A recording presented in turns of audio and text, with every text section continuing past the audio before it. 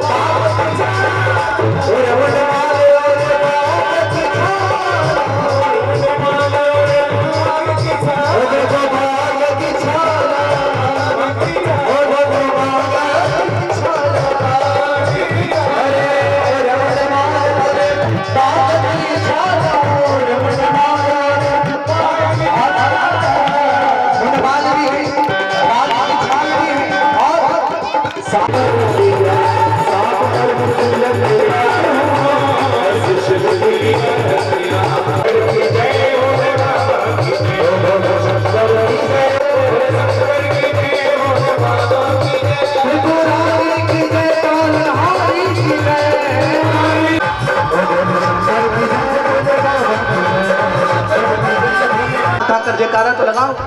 बोलो शंकर भगवान भोलेनाथ की बड़ी सुंदर है। जब बारात आ जाए और अब बारात का स्वागत कौन स्वागत करेगा? आप सभी से सब आनंद मनाएंगे। बस आएगा तब कितना आनंद होगा। सब लोग दूल्हे का इंतजार कर रहे थे। बारात स्वागत की तैयारी में सब समितियां बनी हुई थी। इतने में नारद जी को आवाज सुनाई देगी। आवाज जब सुनाई दे गई कि खूब शंख बज रहे हैं, क्या बताएं, जीवित जो रह जाए वो बड़ा भाग्यशाली है। क्यों? बारात कैसी है? अरे बारात क्या है, वो तो यमराज की सेना है हमारे। क्यों? अरे बाप ये देखे सो उमा विवाह घर घर बात असलर वह भाग्यशाली है जो ये उमा और शंकर के विवाह को देख लेगा। अरे बाप रे बाप, हाँ हाँ अरे बाप रे बाप, बड़ी गजब की बारात है। क्यों? क्योंकि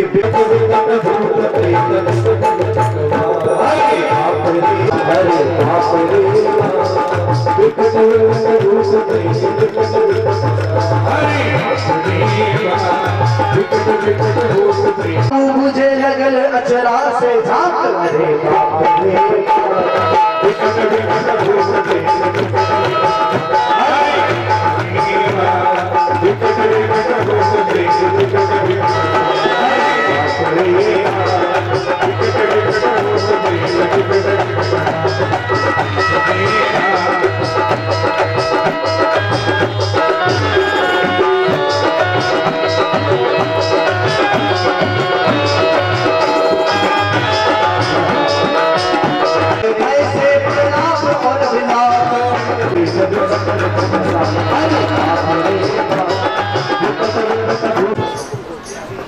आज अब देखो बारात से रंग तो सब हो गई कि जिसको मुख भी नहीं था उसके अंदर से आवाज आई कि ठहरने का इंतजाम कहाँ पर है। अब तो भैया पसीना छूट गया, इसको मुख नहीं है और ठहरने का इंतजाम पूछ रहा है। हाथ जोड़ के बोले आपको कौन ठहरा सकता है? जहाँ चाहो ठहर जाओ, जिस जगह चाहोगे वहां से जगह खाली हो जाएगी। मैना ने आपकी सवारी। अब बारातियों को जब मैना ने देखा, पहले बड़ी प्रसन्न थी, लेकिन जब बाराती दिखे तब कहा नहीं नहीं ये क्या कर दिया। जैसे ही दूल्हा को देखा हाथ से थाली छूट गई और हाथ से थाली छूट गई, अंदर दौड़ करके चली गई, मूर्छित हो गई माँ। तब नारद ऋषि आए और गंगा कंठ में सांप और भोला को गंग चाहिए। अब मीरा ने सोचा मेरी थाली में तो ये है ही नहीं, मैं करूंगी क्या? और जिसकी आरती उतार रही हूँ उसके माथे पर चंद्रमा है, मैं उसको क्या? जानकी माता पार्वती को जो है बड़ा सुंदर श्रृंगार करके आज लाया गया। माँ भवानी का बड़ा सुंदर आज सबने स्वागत भी किया है, बड़ा वंदन भी किया है। माता कात्यायनी स्वयं अंबिका है, लेकिन फिर भी वह स्वयं आदि शक्ति है, फिर भी वह प्रार्थना कर रही है, भोजन कर रहे हैं। तो जो चतुर रसोईया परोसने वाला था, वह परोसने वाला रसोईया रुक गया। क्या खूब सजाया रे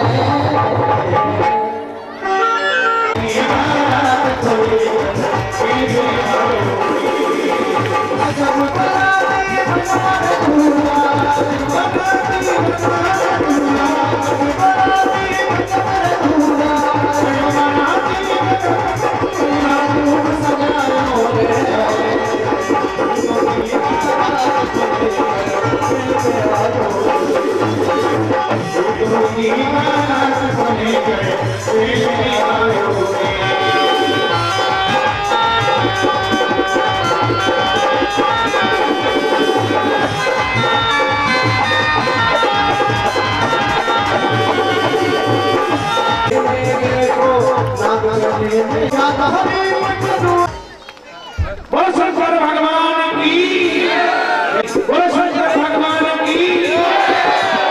और बना दे ऐसे नहीं, बिल्कुल नाच के हाथ में लगा सकते हो। ओ राधा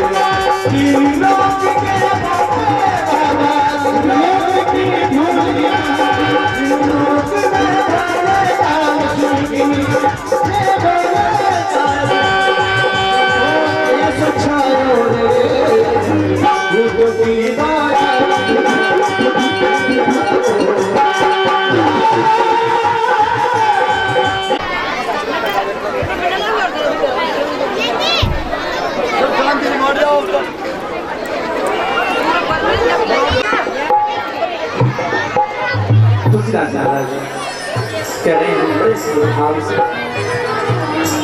कि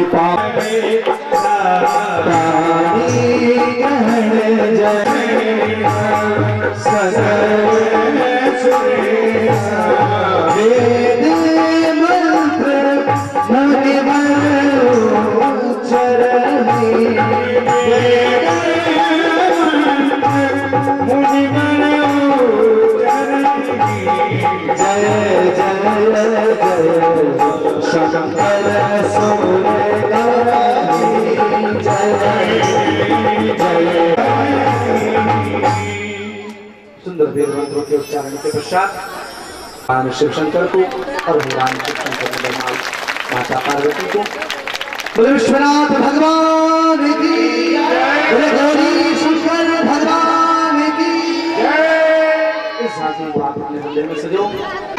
आरती के यजमान भवानी शंकर जी आरती के सब लोग अग्रसर होंगे बड़े भाव से शिव और पार्वती की झांकी को।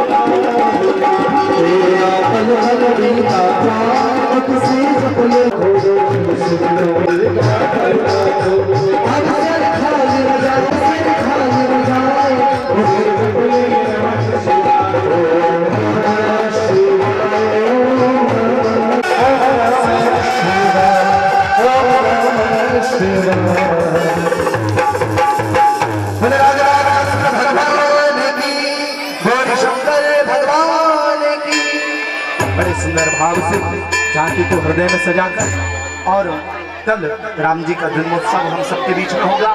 सब लोग राम जी का बड़े भाव से बड़ी दिव्यता से जन्मोत्सव मनाएंगे।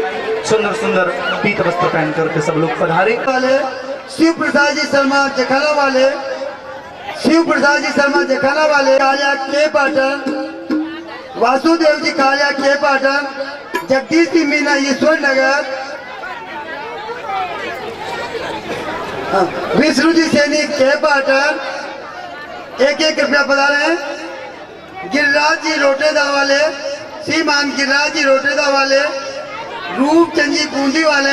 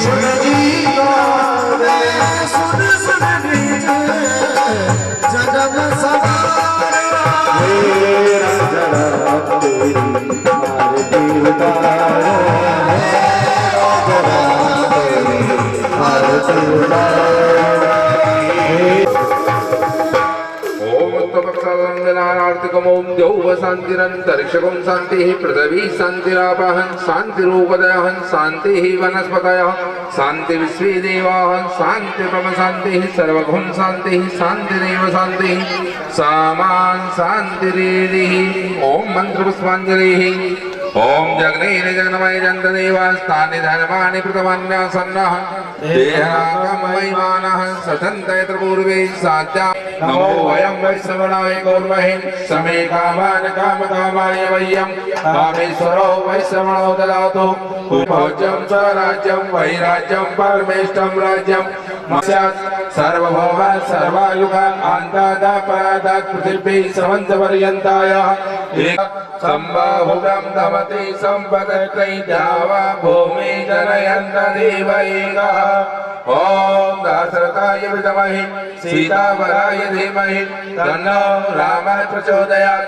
ओम भागीरथाय च विद्महे विष्णुपत्न्यै च धीमहि तन्नाय धीमहि तन्नो दन्ती प्रचोदयात्। ओम रामदूताय विद्महे अंजनीसुताय धीमहि तन्नो हनुमत् प्रचोदयात्। ओम नारायणाय विद्महे वासुदेवाय धीमहि तन्नो विष्णु प्रचोदयात्। ओम महालक्ष्मी च विद्महे विष्णुपत्न्यै च धीमहि तन्नो लक्ष्मी प्रचोदयात्। विद्महे कन्याकुमारी च धीमहि तन्नो देवी प्रचोदयात्। अघोरेभ्यो घोरेभ्यः घोरघोरतरेभ्यः सर्वेभ्यो सर्वेभ्यो नमस्ते अस्तु रुद्रूपेभ्यः। ओम तद्वर्षाय विद्महे महादेवाय धीमहि तन्नो रुद्रः प्रचोदयात्। नाना सुगंध पुष्पाणि यथा कालोद्भवानि च पुष्पाञ्जलिर्मया दत्तं हराणा परमेश्वर सुमन सुगंधिर मंत्र पुष्पांजलि समर्पयामि। नमो नमः।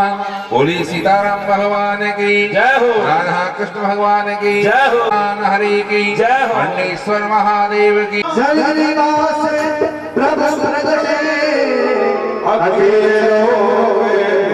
आनंद आज छा गया। सब लोगों ने मिलकर के स्तुति करी है। भय प्रकृति कृपाला दीन दयाला। आइए हम सब मिलकर 2 मिनट के लिए गाएं और उसके बाद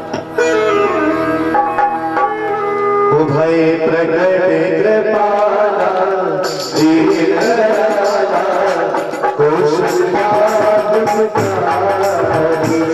हर्षित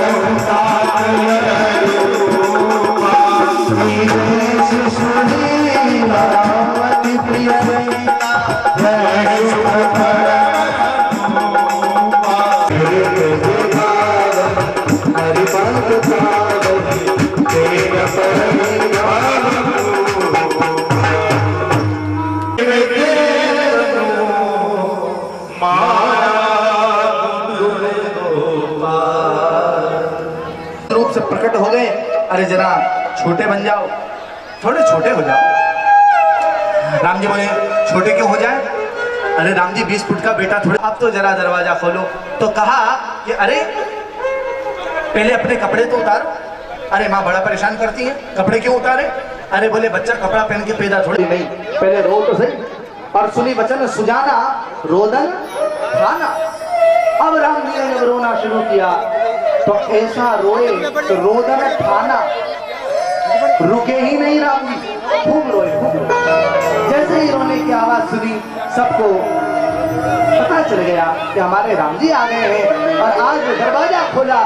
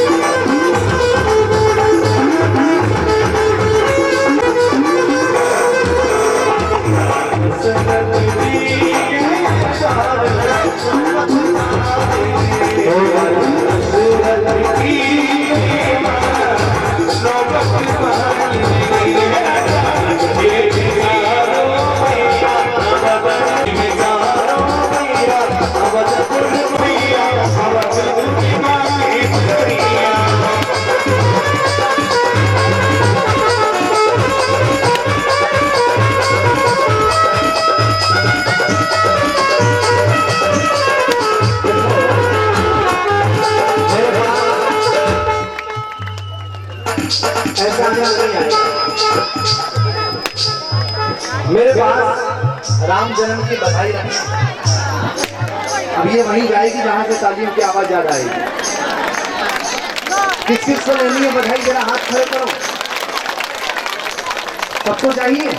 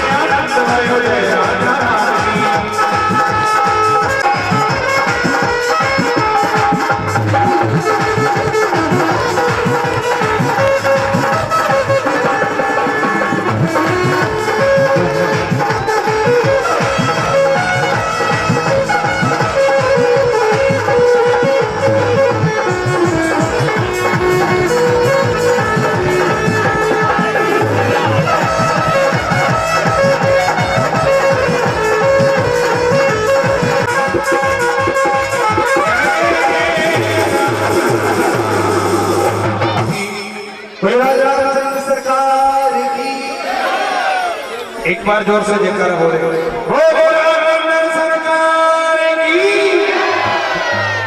आज प्रभु पधारे, खूब बधाई मिल रही है जी की जन्मोत्सव पर, खूब बधाई दे रहे हैं। सारा अयोध्या आज लक्ष्मी से सराबोर है, सब जगह अन्न धन सोना रत्न हीरा मोती सब है और सब बड़े आनंद मना रहे हैं। हम भी बेटा बधाई देकर फिर आरती की बधाई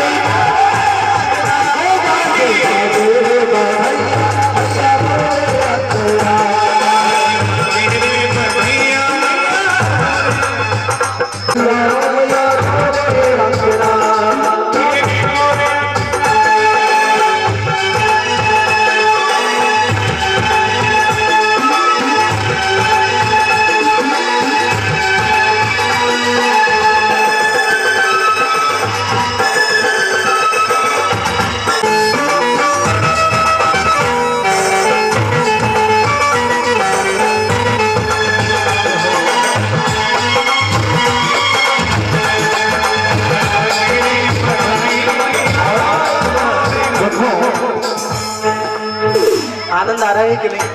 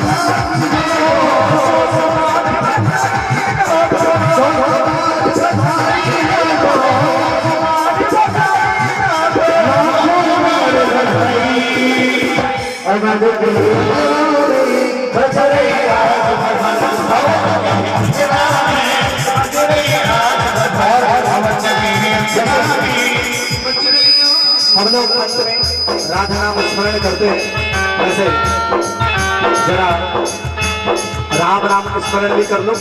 राधे रानी को तो बुलाते ही है, जरा प्रभु राम का भी स्मरण कर लो और बड़े भाव से गाओ। राम राम राम राम राम राम राम सीता राम राम राम सीता राम राम राम सीता राम राम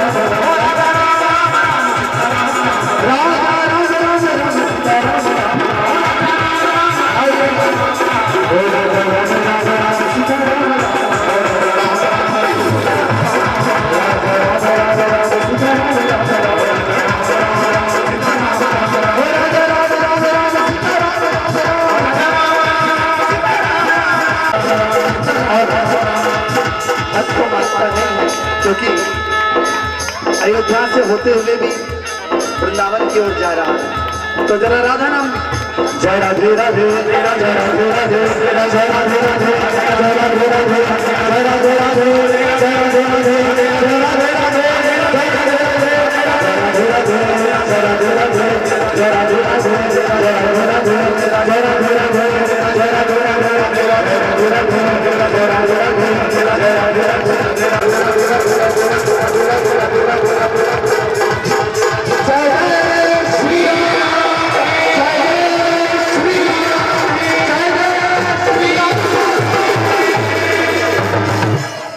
वृंदावन बिहार लाल की, राघवेंद्र सरकार की, राजा रामचंद्र भगवान की, नमः पार्वती पते हर हर महादेव। और खलियानों की छतरी पर सिद्ध महापुरुष संत भगवान के स्थान पर भगवान शिव की प्रतिष्ठा, साथ में शिव की प्रतिष्ठा की प्रसन्नता के लिए भगवान राम की कथा का भव्य आयोजन 9 दिवसीय चल रहा है। इसमें आज तृतीय दिवस आप सब लोगों का पावन परम सौभाग्य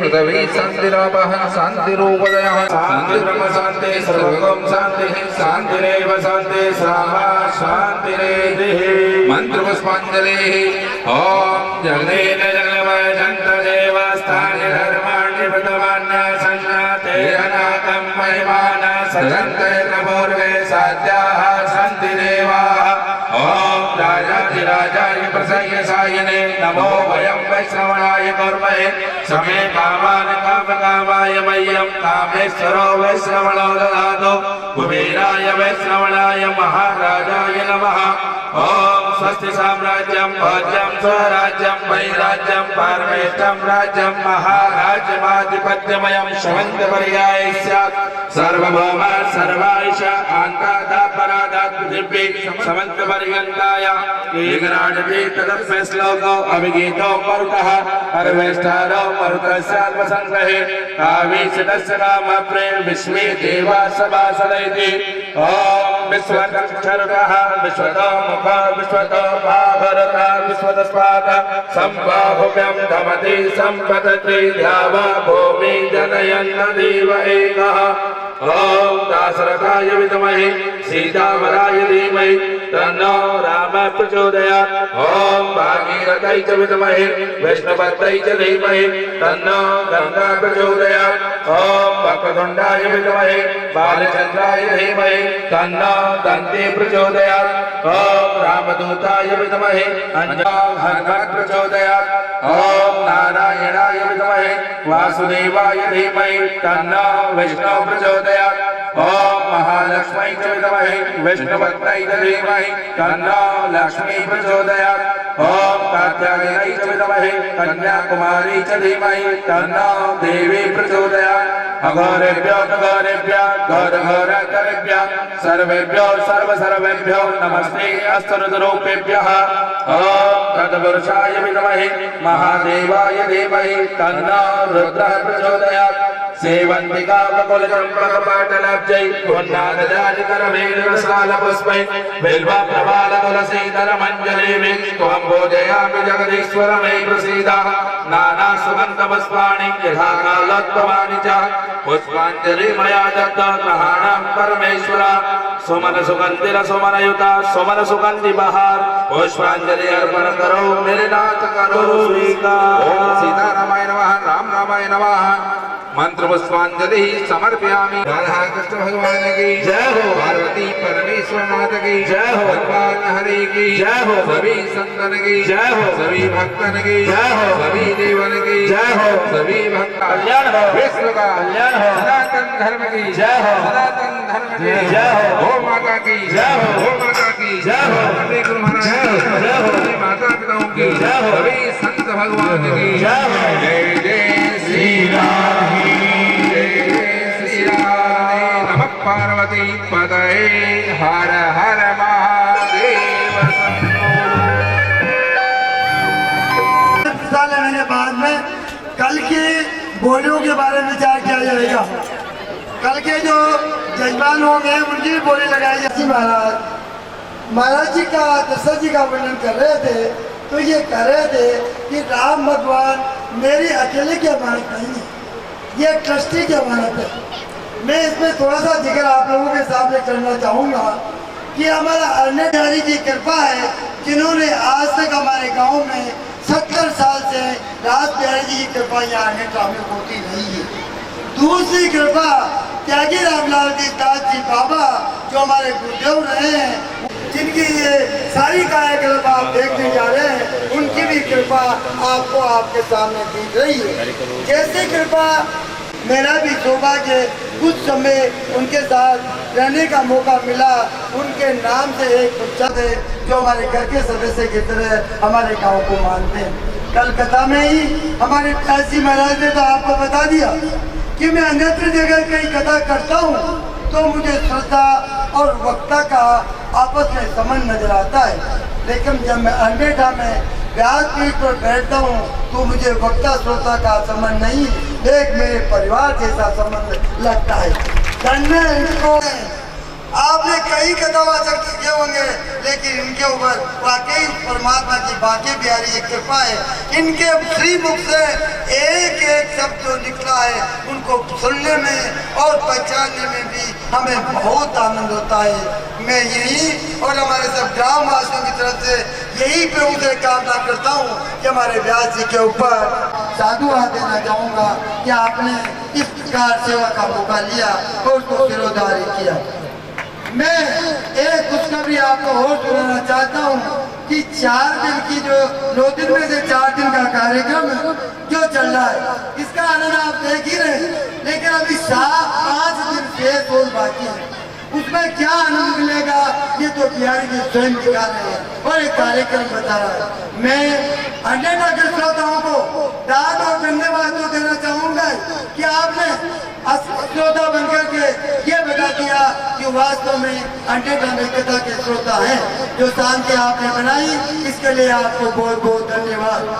सूचना यह है कि आज शाम को यहाँ पर 8 बजे एक मीटिंग रखी गई है जिसमें शेष 5 दिन के कार्यक्रम के बारे में व्यवस्था संबंधी विचार विमर्श किया जाएगा और जो इस कार्यक्रम की अंतिम जो विशेष कड़ी रह गई है वो भी उसी आज रात्रि के 8 बजे यहीं लगाई जाएगी।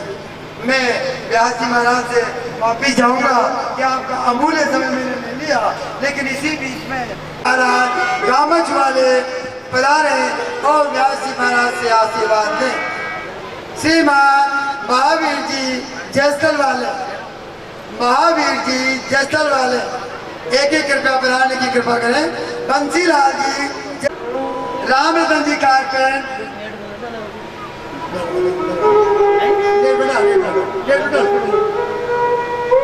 बिरदीलाल जी जैसल वाले, रामरतन जी कारपेंटर करवाला वाले, रामरतन जी कारपेंटर करवाला वाले, देवीलाल जी रंगराजपुरा वाले, रंगराजपुरा वाले आप भी पधारे और व्यास जी का आशीर्वाद लें। मदन लाल जी से माधोराजपुरा वाले, मदन लाल जी से माधोराजपुरा वाले भी पधारे और व्यास जी महाराज का आशीर्वाद लें। मैं इन सभी महानुभावों का मेरे भी तहे दिल से स्वागत करना चाहूँगा। एक खुशखबरी आप और भी सुन ले, हमारे व्यास जी महाराज के ऊपर वाकई पूज्य परमात्मा की बाकी प्यारी कृपा है। व्यास जी के बाद कितनी कृपा है। मैं आबाद माईजा गांव में 20 से 26 तक भागवत कथा का कार्यक्रम चलने जा रहा है। माईजा गांव में 20 से 26 तारीख तक, 20 मई से 26 मई तक भागवत कथा का आयोजन रखा है। Jawaharlal ji middle school main road माईजा में। दूसरी कथा रामदत्त वकील साहब 4 भुजा मंदिर में करवाई थी, उससे ही इस मौके के आपने भी ये कथा 29 से 4 जून की बूंदी में पुनः रखी गई है। तीसरी कथा गिरिराज जी के चरणों में 25 दिसंबर से 31 दिसंबर तक निवेदन गिरिराज समिति कोटा दल में होगी। 25 दिसंबर से 31 दिसंबर तक ये हमारे व्यास जी की आगामी कथा है। बोलिए वृंदावन बिहारी लाल की। रामचंद्र एक बार तो दशरथ जी ने मना किया, लेकिन दशरथ जी को वशिष्ठ ने समझाया कि अरे दशरथ, एक बात तो बता कि तेरे घर में कितने बेटा हैं? बोले मेरे घर में 4 बेटा हैं। अच्छा दशरथ, ये 4 बेटा तुझे कैसे मिले? बोले गुरुजी, जब मैं आपके पास आया, आपने यज्ञ कराया, यज्ञ के द्वारा चरु प्राप्त हुआ और उस चरु से मुझे 4 बेटे मिले। वशिष्ठ जी ने कहा तो तूने ये मान लिया कि यज्ञ के द्वारा तुझे 4 बेटे मिले? बोले हाँ महाराज। तो एक बात बताओ, जिस यज्ञ ने तुम्हें 4-4 बेटे दे दिए, आज जब उसी यज्ञ की रक्षा की बात आई तो अपने 2 बेटे भी नहीं भेज सकते? दशरथ जी महाराज तो एकदम स्तब्ध हो गए और वशिष्ठ के कहने पर अपने राम का हाथ विश्वामित्र जी के हाथ में पकड़ा दिया कि मोरे प्राण नाथ सुत दो, तुम मुनि पिता आन नहीं हो। लक्ष्मण जी को आज साथ में भेजा। भगवान कभी पर्वत पर चढ़ जाते, भगवान कभी नदी में उतरने लगते। विश्वामित्र जी बार बार राम जी को रोक रहे हैं, अरे राम यहाँ मत जाओ, वहां मत जाओ, यहाँ रुको, वहां रुको, क्योंकि विश्वामित्र जी को डर लग रहा है। क्योंकि अब जिम्मेदारी सारी विश्वामित्र जी की है, अब जिम्मेदारी दशरथ की नहीं रही। अभी तक दशरथ पिता थे, लेकिन अब विश्वामित्र जी के हाथ में हाथ सौंप कर कह दिया कि अब से मैं पिता नहीं हूं, अब से तो आप ही मेरे पुत्र के पिता हैं। अपने हृदय के अंदर विचारी क्या कि प्रभु आपकी ये लीला देख करके ये मेरे मन में मोह क्यों पैदा हो रहा है? क्या आपकी ये जो लीला है, जो आप उछल कूद कर रहे हैं, मैं सोच रहा हूं कि ऐसा उछल कूद करने वाला राम रावण और सारे राक्षसों को कैसे मारे? आप मुझ पर कृपा करें। भगवान ने फिर, क्योंकि भगवान की कई तरीके की माया है, उस माया में एक माया का नाम है स्वजनी मोह माया। अपने जो स्वजन होते हैं उनको भगवान मोह लेते हैं। कई प्रकार की माया, एक माया में तो दुनिया को मोह लेते हैं, एक माया ऐसी जिसमें स्वजनों को मोह लेते हैं, जैसे गोपियों को मोह लिया भगवान। दीन दिखाई सुनी ताड़का क्रोध कर निधाई, एक ही बाण प्राण हर लिया, दीन जानते निज पद दीना। आप ध्यान देना, गोस्वामी जी ने यहाँ ताड़का को क्या कहा? दीन। ये ताड़का दीन है, दीन जान निज पद दीना। अच्छा विचार करें, ये ताड़का दीन है कि दुष्टा है? बोले ये दीन है। तो दीन कौन है? बोले जिसमें दीनता हो वह दीन है।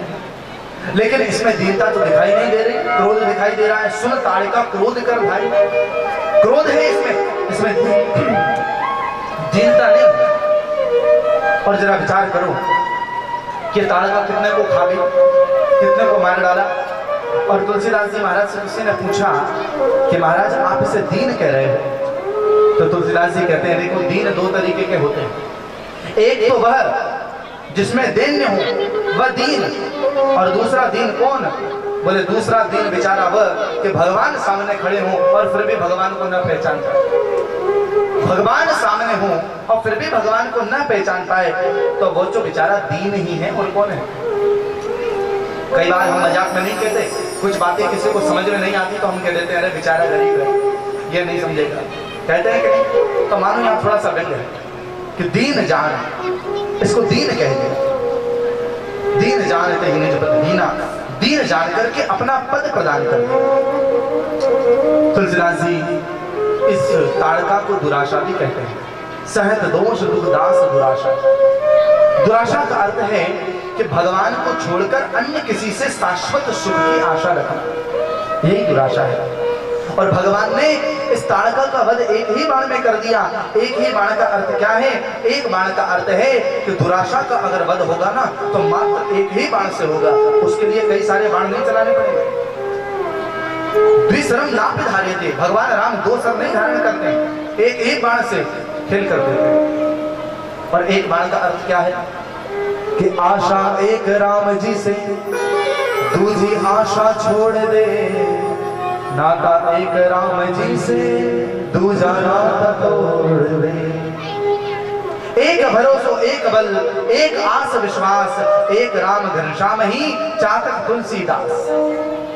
केवल मेरे एक ही राम जी और उन्हीं से मेरी आशा, जो मांगना है उन्हीं से मांगूंगा, जो कहना है उन्हीं से कहूंगा। और यही है एक बाण का मतलब, आशा एक केवल राम जी से। आज दुराशा में अनन्यता है। विद्या निधि कहूं विद्या दी। विश्वामित्र जी को अब संतोष हुआ कि हाँ हाँ यही भगवान है, दुष्टों को मार डालेंगे। और विद्या निधि कहाँ? विद्या दीनी, जो विद्या निधि है, विद्या जिसके अंदर वास करती है, उस विद्या निधि को आज विश्वामित्र जी ने विद्या दी। क्या मतलब है कि विश्वामित्र जी ने सारे अस्त्र शस्त्र दिए, विद्या दी। अभिप्राय कहने का यह है कि मैंने तो अपना बाहुबल भी आपको दे दिया और अपना बुद्धि बल भी आपको दे दिया, शस्त्र भी समर्पित, बुद्धि भी समर्पित, विद्या भी समर्पित। अब नाथ सब आपके हाथ में है, जैसा आप कराना चाहो वैसा आप कराना। विश्वामित्र जी ने पूर्ण रूपेण समर्पण राम को किया। तब तुलसीदास जी ने कहा कि फिर सवेरा हुआ। और कितनी सुंदर बात है कि जीवन में जब दुराशा मिट जाती है और जीवन के अंदर जब अपना आत्म निवेदन भगवान के चरणों में कर देते हैं, वास्तव में जीवन में सवेरा तभी होता है, वरना तब तक तो अंधेरा ही अंधेरा है। गोस्वामी जी आगे कह रहे हैं, मोह निशा जब सोभ निहारा। यह मोह की निशा का तो तभी सवेरा होता है कि प्रात कहा मुनि राम जी हाथ में धनुष्बाण लेकर के बैठे, आने दो कौन राक्षस आता है। और ये मारीच और सुबाहु ये दो आए। अच्छा ये दोनों एक साथ आए, ये दोनों एक साथ आने का मतलब क्या है? आप थोड़ा भाव से समझें। मारीच और सुबाहु ये दो हैं, और दो कौन है? एक है दोष और एक है दुख। सहत दोष दुख दास दुरासा। मारीच है दोष, सुबाहु है दुख, और ये दोनों साथ साथ रहते हैं। इसका अर्थ क्या है कि जिस जगह पर दोष होगा उस उस ही जगह पर दुख रहेगा। बिना दोष के दुख नहीं हो सकता। दोष जहां रहेगा वहां दुख आएगा ही आएगा। दुख ही ये सिद्ध करता है कि दोष है, पीड़ा ही ये सिद्ध करती है कि कोई रोग है। हमें रोग का पता नहीं चलता। जब हमारे शरीर में कोई पीड़ा हो जाती है तब हमें पता चलता है कि हमारे जीवन में कोई दोष है, कोई रोग है। और ये जो दुख है, ये दुख का अनुभव तो हमें हो जाता है, पर जीवन में दोष क्या है ये दोष हम जान नहीं पाते। ये दोष तो कोई गुरुजन ही हमें बताते। और भगवान ने क्या किया, बाण मारा तो 7 योजन का सागर पार, बिना फल का बाण मारा और ये लंका में जा गिरा। और सुबाहु की तरफ जब देखा इतना क्रोध आया कि अग्नि बाण का प्रयोग किया और अग्नि बाण का प्रयोग करके सुबाहु को मार डाला। अब एक बात ध्यान देना कि भगवान ने मारीच को दूर फेंक दिया और सुबाहु को मार डाला। सुबाहु है दुख और मारीच है दोष। दुख मिटना अलग बात है और दोष का छिप जाना अलग बात है। दोष को भगवान ने छिपा दिया, दूर फेंक दिया। और ध्यान देना, दोष को छिपाना नहीं चाहिए, दोष को निकाल देना चाहिए, मार देना चाहिए। क्यों? क्योंकि अगर दोष को नहीं मारोगे ना तो दोष ही आगे चलकर दुख बन करके आएगा। ये मारीच को भगवान ने मारा नहीं, और मारीच जब लंका में गिर गया तो यही दोष आगे स्वर्णवर्ण बन करके आया, दुख बन करके राम जी के जीवन में आ गया। अभिप्राय कहने का यह है कि दोष का भी नाश कर दो, लेकिन भगवान की तो सब नीति है, नियम अनुसार भगवान सब कर रहे हैं कि मेरी लीला के अंदर यह मारीच सहयोग करेगा। आज मारीच और सुबाहु दोनों को भगवान ने मारा है। जितनी देर में राम जी ने मारीच और सुबाहु को मारा, अनुज निशाचर कटक संहारा, लखन लाल जी ने सारे निशाचरों को एक ही बार में मार दिया। विश्वामित्र जी अत्यंत प्रसन्न हुए कि मारी असुर द्विज निर्भय काल। आज सारे ब्राह्मण जो हैं वह बिल्कुल निर्भय हो गए। अब राम जी महाराज विश्वामित्र जी को कह रहे हैं, गुरुदेव एक बात पूछूं? विश्वामित्र जी ने कहा पूछो। बोले आपका यज्ञ पूरा हो गया, अब हमें वापस भेज दो। विश्वामित्र जी बोले अभी नहीं जाओगे। बोले अभी क्यों नहीं जाएंगे? बोले देखो तुम आए हो यज्ञ की रक्षा के लिए। बोले यज्ञ की रक्षा तो हो गई ना। अरे बोले ये एक यज्ञ की रक्षा हुई, अभी दूसरा यज्ञ बाकी है। बोले महाराज ये दूसरा यज्ञ कौन सा है, जरा आप हमें बताओ। तो राम जी को विश्वामित्र जी ने कहा कि देखो ये जो दूसरा यज्ञ है ये कौन सा है? तो दूसरा यज्ञ जनक जी के यहाँ पर जो धनुष यज्ञ होने वाला है उस धनुष यज्ञ में आप चले। कि धनुष यज्ञ सुनी रघुकुल हरस चले मुनिवर के साथ। धनुष यज्ञ जब सुना राम जी बड़े प्रसन्न हो गए और राम जी विश्वामित्र जी के पीछे पीछे जाने लगे। और जब जाने लगे तब क्या हुआ कि आश्रम एक दीख मगमाही खबर मत जीव जंतु तहना। एक आश्रम देखा, खगमृग जीव जंतु तहनाए। और कितनी विचित्र बात है, राम जी जा रहे हैं, लक्ष्मण जी जा रहे हैं, विश्वामित्र जी जा रहे हैं। अच्छा विश्वामित्र जी आगे चल रहे हैं, राम जी चल रहे हैं, लक्ष्मण जी चल रहे हैं, लेकिन किसी को भी आश्रम नहीं दिखा। न विश्वामित्र को दिखा, न लखन को दिखा। किसको दिखा? राम जी को दिखा। और कितनी सुंदर बात है, ये आश्रम भी बड़ा विचित्र है। ये इसमें न ऋषि है, न मुनि है, न साधु है। अरे इनके कौन कहे, खग मृग जीव जंतु कहलाए।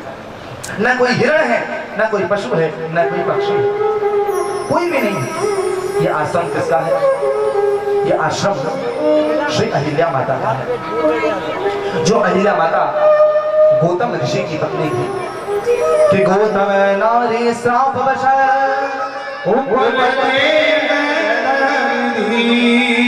शरण कमल रज चाहती कृपा। अहिल्या माता का आश्रम, गौतम ऋषि की पत्नी अहिल्या माता, और ये बड़ी सुंदरी थी। इंद्र का इस पर बड़ा मोह था और इंद्र ने एक दिन गौतम ऋषि का वेश बनाया और वेश बनाकर के मां को स्पर्श कर दिया और कहा अहिल्या माता जो है इनसे भूल हुई भ्रमवश। इसके कारण गौतम ऋषि ने श्राप दे दिया और वे पत्थर बन गए। पति ने कुपित होकर के श्राप करके शिला बना दिया और यही नहीं, यह भी कह दिया कि कोई इसके पास नहीं भटकेगा। और माता अहिल्या के पास में कोई रहा ही नहीं, खग मृग जीव जंतु कहलाए, कोई साथ देने के लिए तैयार नहीं। और आश्चर्य है कि जिस शिला की ओर न विश्वामित्र ने देखा, जिस शिला की ओर न लखन जी ने देखा, उस शिला की ओर मेरे राम जी ने देखा। और कितना सुंदर भाव है, ध्यान देना। गुरुदेव ने राघवेंद्र से पूछा कि राघवेंद्र एक बात बताओ कि जो शिला के बारे में तुम पूछ रहे हो, पूछ रही मुनि शिला प्रभु देखी, सकल कथा मुनि कहा विषेखी, तुम ये बताओ कि जो शिला के बारे में तुम पूछ रहे हो, इस शिला के बारे में आज तक किसी ने नहीं पूछा, तुम क्यों पूछ रहे हो? राम जी ने मुस्कुराकर कहा, प्रभु ये मेरा स्वभाव है। भगवान बोले ये मेरा स्वभाव है। विश्वामित्र बोले क्या स्वभाव है? राम जी बोले मेरा स्वभाव ये है कि जिसकी ओर सब देखते हैं उसकी ओर तो मैं नहीं देखता, लेकिन जिसकी ओर कोई नहीं देखता मेरा स्वभाव है मैं उसी की ओर देखता। दरबार में राम जी बोले प्रभु उद्धार नहीं, आपके रहते मैं उद्धार कैसे करता हूँ? आप तो गुरुदेव हो, तो क्या करना चाहते हो? राम जी ने कहा कि मैं तो उधार चुकाना चाहता हूँ। अरे बोले तुम भी किसी से उधार लेते हो? बोले जैसे संसार में उधारी के बगैर काम नहीं चलता। प्रभु श्री राम स्त्री कि एक बार उंगली में चोट लग गई और उंगली में जब चोट लग गई तो रक्त बहने लगा, और जब रक्त बहने लगा तो शोक सत्यभामा की ओर रुक्मणी रोई धाए, बांधन को पट खोजती पटरानी अकुलाए।